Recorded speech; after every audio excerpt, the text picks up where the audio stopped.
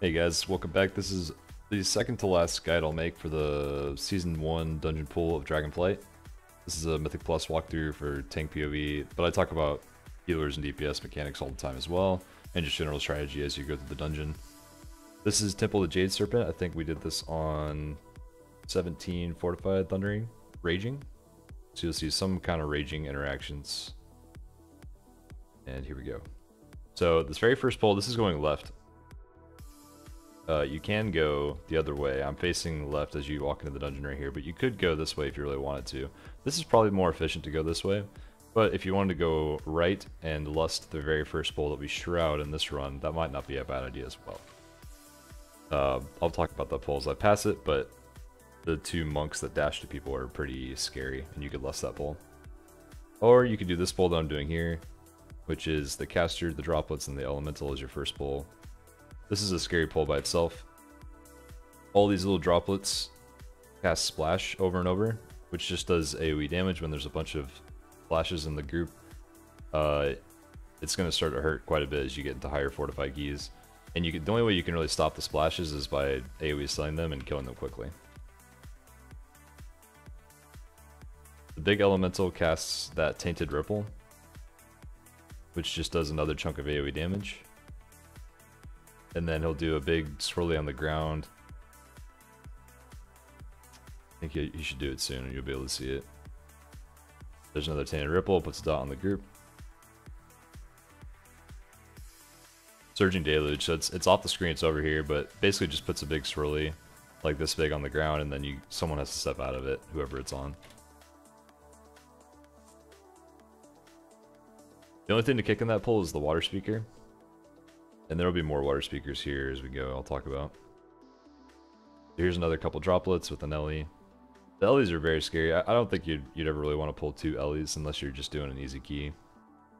Maybe on Tyrannical, but yeah, the Tainted Ripple stacks and will just destroy the group, so healers beware. AoE damage is really nice in this dungeon. There's a lot of small adds, almost in every pack, that you need to get rid of quickly. You can chain this guy into this pack once the splashes are dead. And here's another water speaker. So this mob, one of these is in the first pack as well. You just want to kick Hydro Lance as much as you can.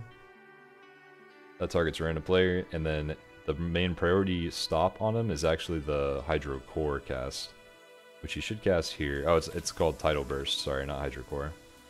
This ability. That's just a massive AoE hit if it goes off as well. Lots of AoE hits in this dungeon. I don't know why I said Hydro Core. I can't remember what that's from.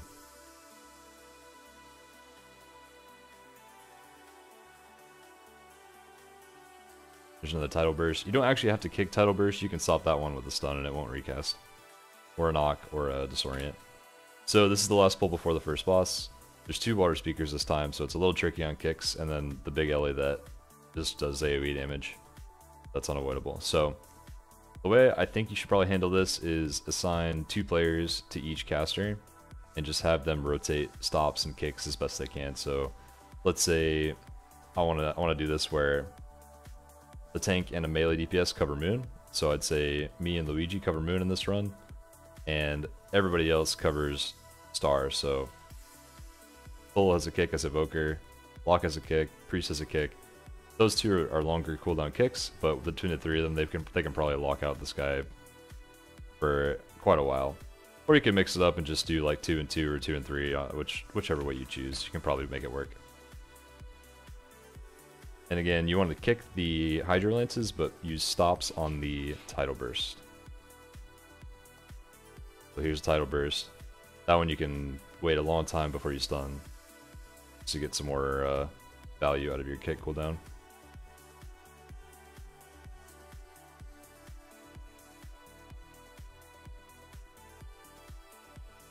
And this kind of strategy of putting 2 and 2 players on each mob is going to be pretty common throughout this dungeon, and there's a couple pulls in Nokyud, you can probably do that, and in Algathar Academy as well. So that might be just a good skill to develop with your group if you have an organized group.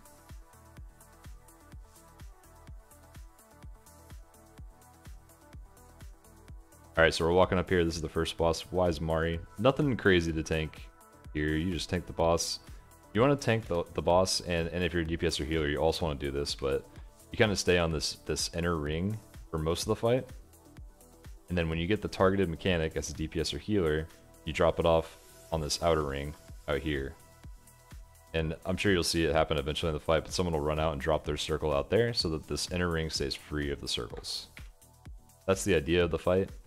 Kick on cooldown for these Hydro Lances is just like the Trash's cast. It doesn't do a lot of damage on this level, but I'm sure it will eventually. The other thing to watch out for is the surges and the water. So the danger zones are these water areas. So if you're standing here, you will get one shot by the water surges at some point, and you can tell when they're going to happen, luckily. So the ground will splash 3 times. So there's 1, 2, 3, and then water will shoot up right after that third one, right there. If you're in the water at that moment, you'll get one shot. So it's kind of a mini game of timing, not standing in the water at the wrong moments, while also dealing with the wash away mechanic that's happening right here. You just got to get in the rhythm of seeing the like 1, 2, 3, boom on the ground.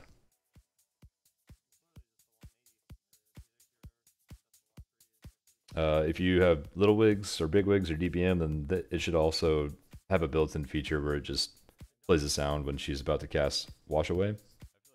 So the boss will face toward the player when that begins as well, so you gotta be quick to move as long as you see it coming. So here it is, here's Wash Away, face this direction.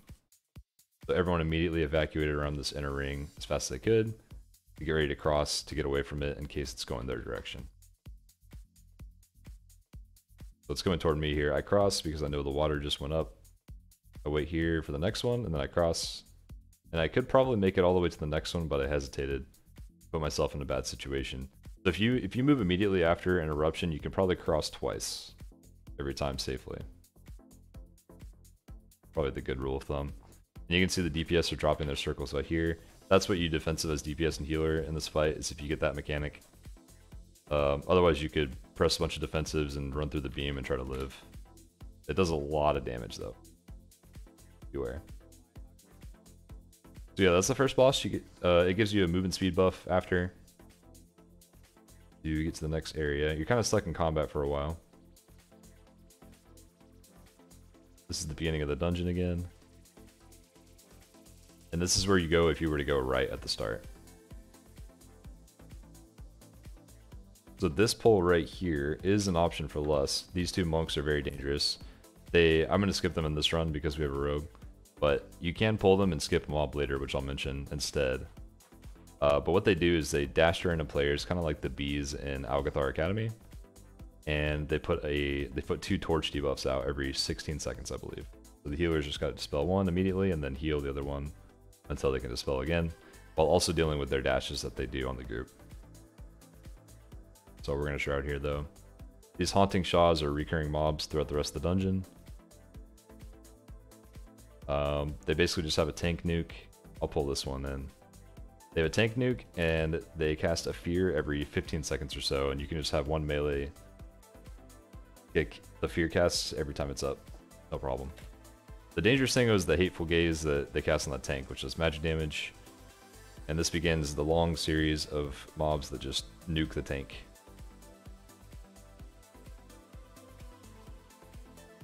These lesser Sha blow up when they die. They had an interaction with raging right there, where if they die while they're enraged, they blow up for double damage. Hopefully that gets fixed, because you can see that killed the healer and almost killed the rogue.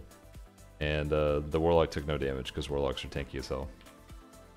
But yeah, so now that the little guys died, that's all they do is they blow up. Now you have the fish and the haunting Sha. The fish has a 2-kick rotation, and the haunting Sha has a 1-kick rotation. So one melee can cover that, everybody else can cover the fish. And if the fish's cast goes off, then it's a sleep on the tank. So you definitely don't want that. Sleepy Soliloquy is the cast name. There's a bunch of unique mobs in this area. Up here you got another one of those haunting Shas, same kind of mob. Just kick the fear. Don't die to the tank hit. You're good. This is a pull with 2 tank busters. So this bird has a bleed vicious peck right here. There it goes. So definitely start using big defensives on this bull. The lesser Shas are going to die right here, but this time we soothe all of them. Evokers have a mass soothe. You didn't know that. And now you're just dealing with vicious pecks and the hateful gaze from the Sha. Step out of that AoE. That AoE hurts quite a bit. I think it's magic damage as well, as is everything in this expansion. And yeah, it looks like I parried that last peck. Variable and dodgeable.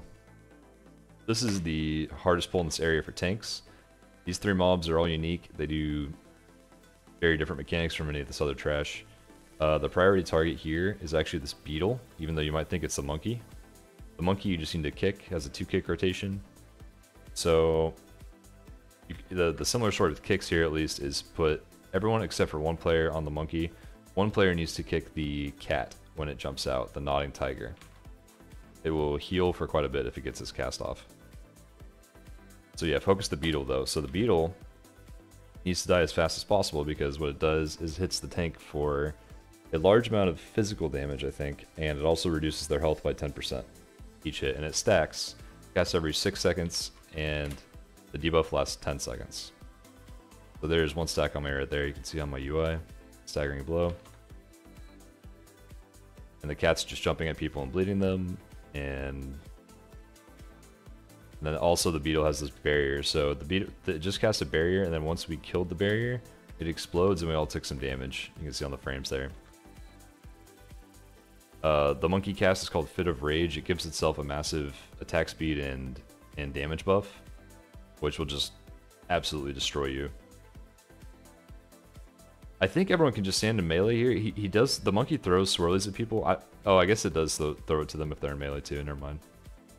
Doesn't really matter where they stand. But yeah, these mobs are very scary. I would definitely pool defensives for this if you can, even though there's a double tank buster in the previous pull. It's gonna be kind of a hard series of pulls on high fortified. So once the main 2 mobs are dead, you can probably jump down and kill this scroll to save a little bit of time. This scroll starts the RP for the boss, and then you have to wait like 20 seconds for the boss to spawn. So now we're finishing this tiger after the scroll dies. And that's it for all the trash there. This is the second boss, Strife and Peril. This is an interesting boss, so I think the meta strategy is probably going to be to start on this left guy, because once you engage him once, he will put a damage buff that rotates around the group, depending on who transfers it to who. It's kind of like a Dealer's Eye Exa, except for it's a damage buff and a dot instead of just a dot.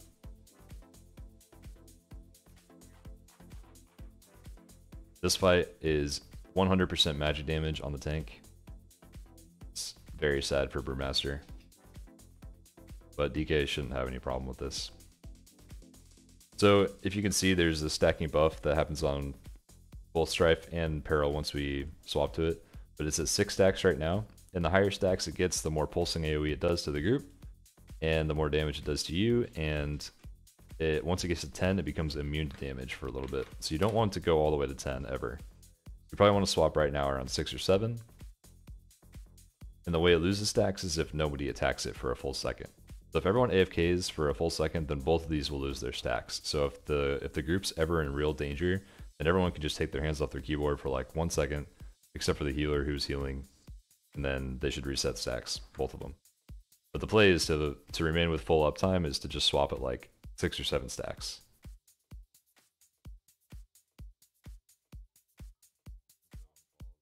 So you can actually see this guy was still gaining stacks there for a little bit.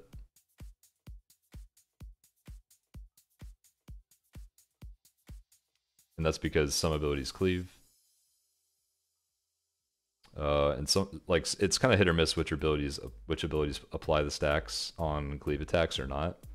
You're gonna have to just figure it out class by class probably.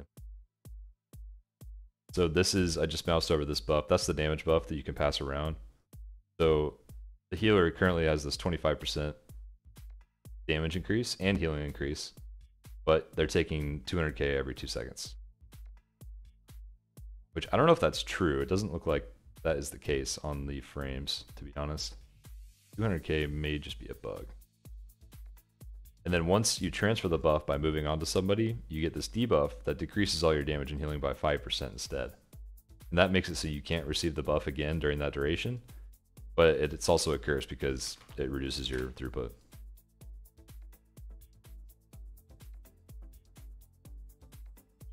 The only other mechanic I haven't mentioned yet is when you're on Peril, he eventually will put out a dot on the group. I think after 5 seconds of being on him.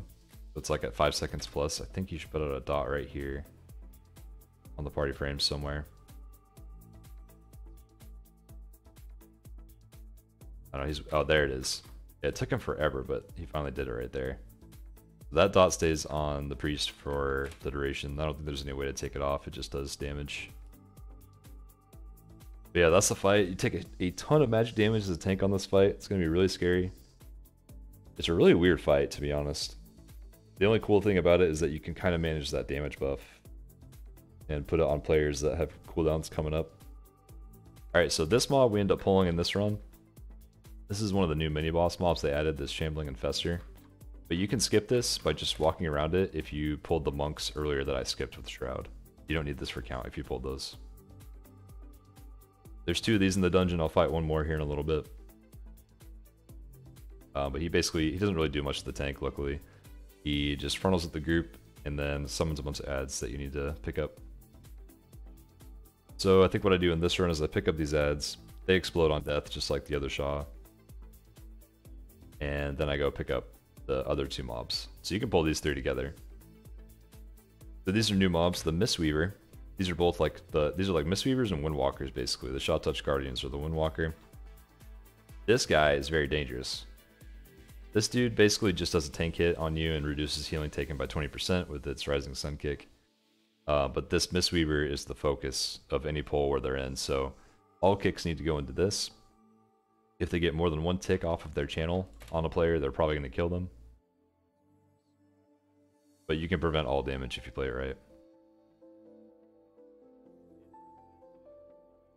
That's the Defiling Mist cast that it keeps trying to place on somebody. The Defiling Mist is reflectable. So if you have a warrior in the group, you may want your warrior to pull first with Spell Reflect, and then everybody goes in after that to fight the mob. Once the Reflect is going, just let it full channel on the Reflect, and they'll take like literally 40% of their health damage. You can see the Rising Sun Kick debuff on me up here. That's the Mortal Strike from the Guardian. And yeah, that's about it. So there's more of those mobs coming up. This next pull is very scary. This is another use all defensives on this pull kind of thing.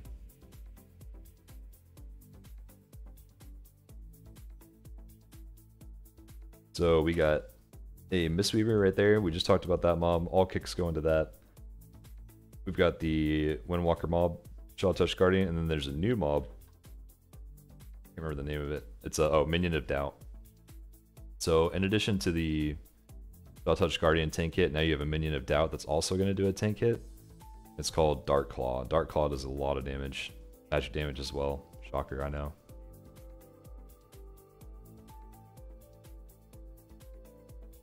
So just keep Defiling Mist kicked, survive the Dark Claw, survive the Rising Sun kicks.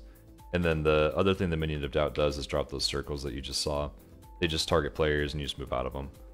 So one thing you probably noticed that we did was we moved into this area right here to fight. The patrol doesn't quite reach this area, so if you stay right here you should be good. But you don't really want to fight here because the trees block your entire camera and you'll probably die to some of these effects on the ground eventually. So if you walk to right here where we are and then face your back toward the courtyard, then you should be in a better spot camera-wise. Look at oh man, look at those trees. Oh my god, they're the worst. This season, there are so many damn trees in every dungeon. It's so annoying.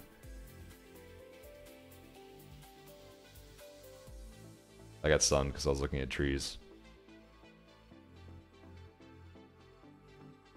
Alright, so next, what you probably want to do is clear out the middle. So you can start on this Infestor. He got put in the middle of the courtyard at some point on beta. Just pull him back to here where you're fighting in this open area. And then pull the patrol at some point as it's coming through. It goes like right through the middle of the room like that. and then it loops around the room and does the same thing over and over again. So just pull the middle guy with the patrol and clear that out. And you should be golden. I think we end up summoning the priest here. Let me speed up a little bit.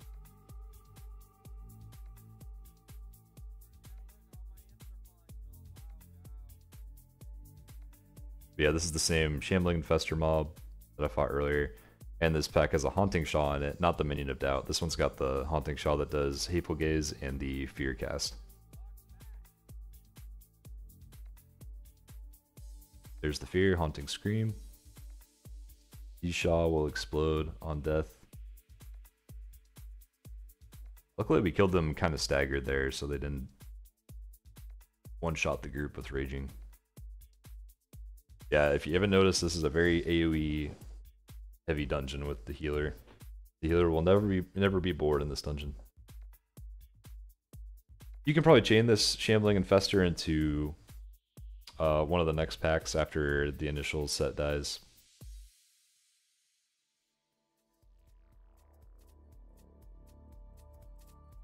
So if I get a good look around the room here, this pack over here is pretty scary. And this pack is pretty scary as well. Both of those have double tank busters in them, just like some of the last few packs we fought, like the one that was right here originally. And then that one in the corner is pretty free, so you could technically chain that pack into this guy probably as your second option. Or if you're feeling brave, you could chain one of the double tank buster packs.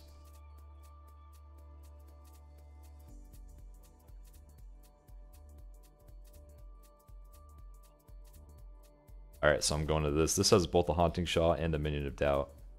So they have Dark Claw and the Hateful Gaze. And if those line up, you are probably going to die. So they both happened within the first like 7 seconds there on the pull. First Dark Claw and then Hateful Gaze, so just be careful of that. And then shortly after, they will probably, all these lesser Shas will probably explode here pretty quick.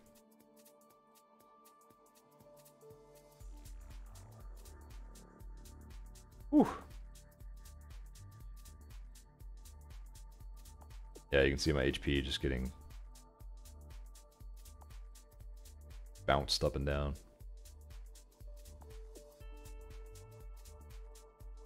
Well, that magic, damn.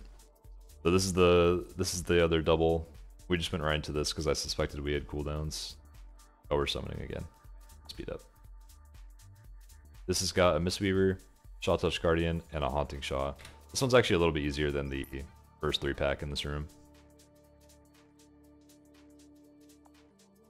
On this one, you just assign 1 kick to the Haunting Sha, and then all the other kicks on the Mistweaver. So if you saw there, 1 Defiling Mystic got off, and it almost killed the Priest. So much damage. These are going to be tough pulls and pugs, 100%. If you're the tank, I'd probably just say get the Fear cast, because that's the most important thing, even though the Defiling Mist does so much damage. I'd just get the Fear in every pack you can.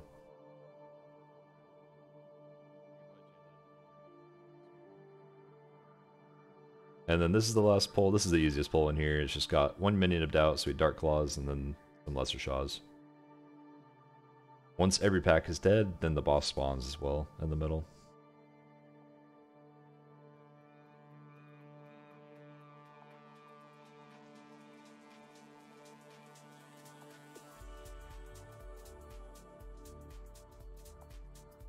There we go.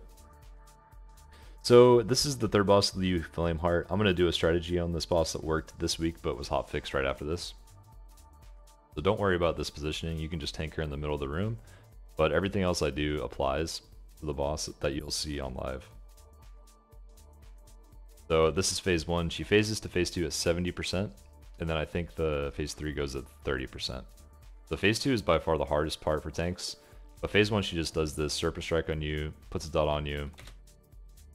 You get dispelled by your healer, and then you want to run out of that Serpent Kick.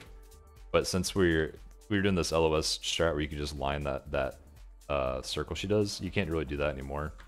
So you just need to run out of the circle and then back in when you have a chance. But there's a catch. As soon as you run out of the circle, you need to also dodge the waves that she summons.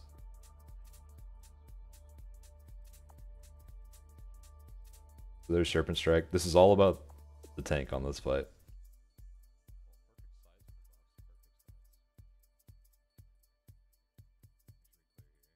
So I wouldn't use any defensives in phase 1. As soon as phase 2 starts though, here's 70%, she'll reset her cooldowns. So that was kind of bad luck. She hit me with a Serpent Strike right there. And then she's going to immediately phase into phase 2. Here's Jade Essence to show she's doing that.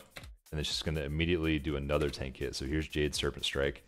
This one does way more damage and puts a massive heal absorb on you.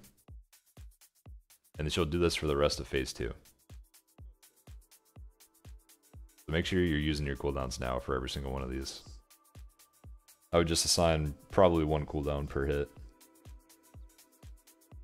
Here's another one.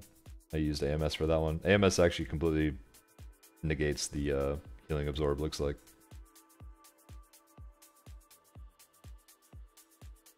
That's phase 2. Everyone used CDs, so it went super fast. And this is phase 3. So there's an aggro reset. She turns into a dragon. This is pretty easy. You just basically, as soon as you see that Jade Fire Breath start up, it's a pretty huge frontal. It's like something like that. So you need to start moving as soon as you see it wind up. It's always on the tank. Oh, that actually hit me there. That's massive. So that frontal is like that big. There's another breath. And then the only other thing that the boss does is puts these pools out on people, but they have plenty of time to dodge, so don't worry about that. There's another breath. Just aim the breath away. Probably move the boss once there's too many puddles away from the group. And that's it. Phase 2, just focus on phase 2, having lots of things ready for phase 2 at 70%. This is the last trash pack. There is a Guardian. Just hits the tank for the Rising Sun kick. The Mistweaver, the most important mob of the pack, and then also a Fallen Water Speaker. So this is the mob from the beginning of the dungeon. All your kicks probably need to go into Mistweaver except for any leftovers that you have, so you could assign like 2 people to the Mistweaver, probably both melee to the Mistweaver to make sure it never casts, and then any leftover kicks on the Water Speaker, and then watch yourself as the tank to stop the Tidal Burst on the Water Speaker. Because that one you can just do with stuns.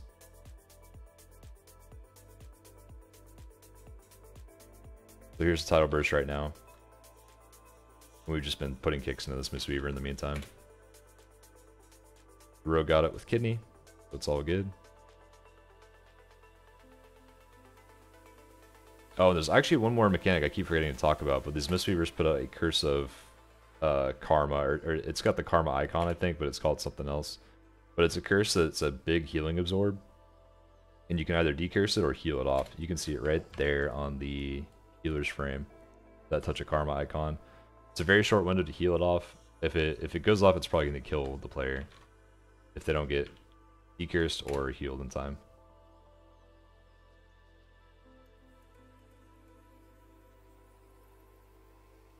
So yeah, there's lots going on here. The Mistweaver pulls are hard. They require a lot of focus. This is the last boss, Sha of Doubt.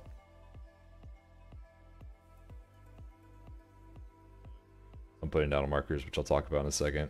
Basically, you just tank him. He doesn't really do anything crazy to tanks. Use your defensives in this phase when he's actually smacking you. And then during the intermission, I'll show you what to tell your group as far as how to handle this. So he starts doing the intermission now. As soon as he finishes this cast, he's completely immune until all the ads die. So what you want to do is have your group stack up somewhere like, say, on X, and everybody face the same direction as well. So if everyone's stacked on X and facing the middle, then every mob will spawn back here right behind the players.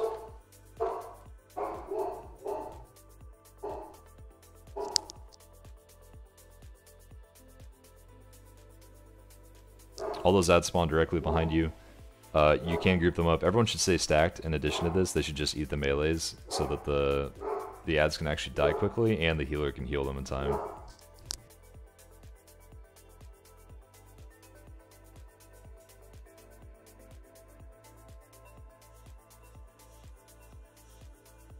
And the rest of it's tank and spank.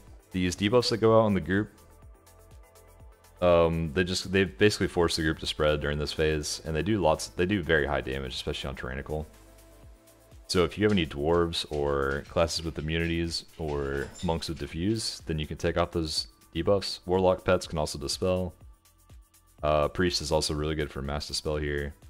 If you have any one of those tools in addition to the healer's dispel, then you're probably set for this boss.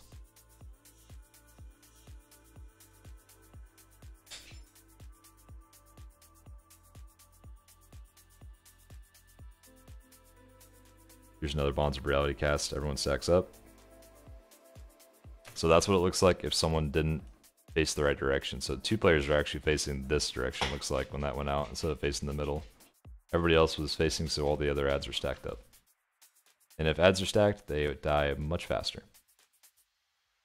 You can also stun these ads to prevent some melee damage. If your group is struggling and you have an AoE stun, then you might want to stun like halfway through the phase. Just so your healer can catch up on people's health a little bit.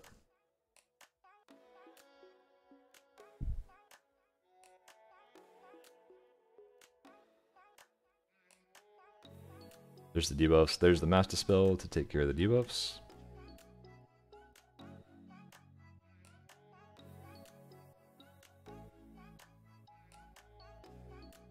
And yeah, that's about it.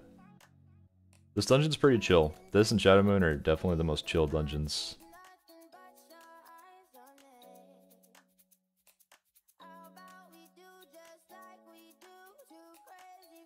We finished with like 9 minutes on the timer there. I bet they're going to lower the timer a little bit, but we'll see. This is only a couple days before launch that I'm making this video. There's still very uncertain things in these dungeons. Ooh, I hope they're ready in time. But yeah, thanks for watching, guys. I'll see you in the very last one that I create, which will be Nakud, which I'm worrying will be like an hour long, but we'll see. Thanks for watching. Let me know in the comments if I missed anything or if you want to add anything to the commentary. Thanks.